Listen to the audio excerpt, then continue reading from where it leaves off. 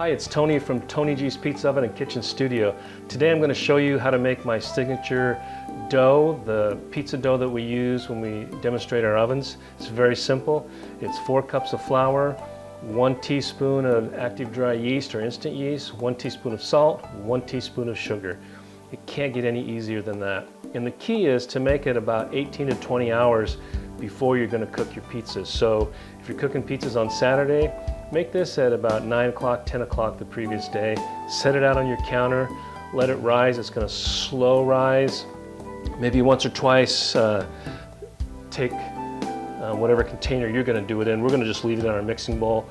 I'm always about doing stuff that's simple. I don't want to wash a bunch of bowls, so just pound it down a couple times, shake it down. It'll deflate and it'll rise up just perfect the next day. So let's get started. Here's how it happens in my house. Because I do this so often, it goes down really quick.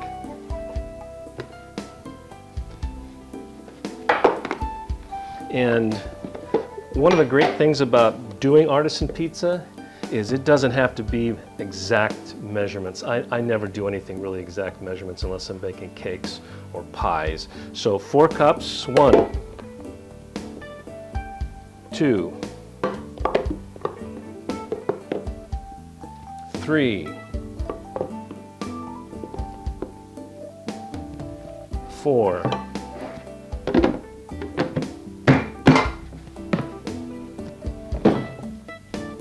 and when I'm doing this for myself, that just goes right back in the cupboard. So a teaspoon is really about a palm. My mom always taught me to cook palm, with spices and things like this. How much, Mom? Oh, just a palm. So palm of salt, palm of sugar,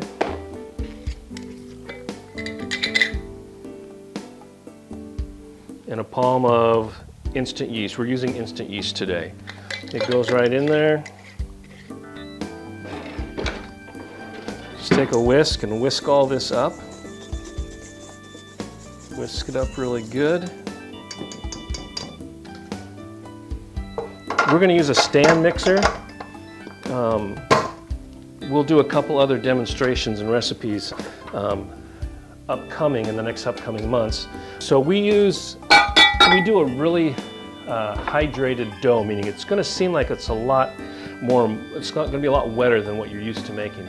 Our pizza dough is not like bread. We're not making a bread. We're making a very light and fluffy pizza dough. So we're going to make this about almost 2 cups of water. I like it about 95 to 100 degrees. When you've decided that the dough is mixed up well enough, and it's really going to depend on your equipment and the conditions that you're cooking in, but I would say you don't have to go more than 5-6 minutes with this. Pull it off, and it's going to look pretty wet and stringy. And that's how you want it. You want those long strands to have started to develop, but you don't want them to develop into like a bread dough. So this would be what I would consider just perfect. It's a little bit stringy, it's a little wet, it's very simple. Stir it around into a little bit of a ball at the bottom.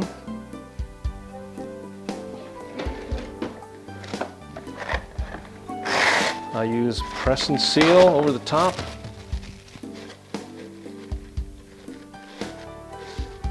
Just like so. And just sit it out on the counter. And in 18 hours, 20 hours, this will be ready to go. You can probably go as long as 2 days for this, but probably not much longer than that, unless you add some more warm water and some flour, maybe a little bit of yeast to feed it again. So it's really simple. It only takes about 5 minutes, 6 minutes, 7 minutes to do, depending on how you have your kitchen arranged. When I do this for myself and make some dough or bread dough, I have everything just right at hand. Everything goes away. All you have is to clean up your mixer, one of these, and you're done.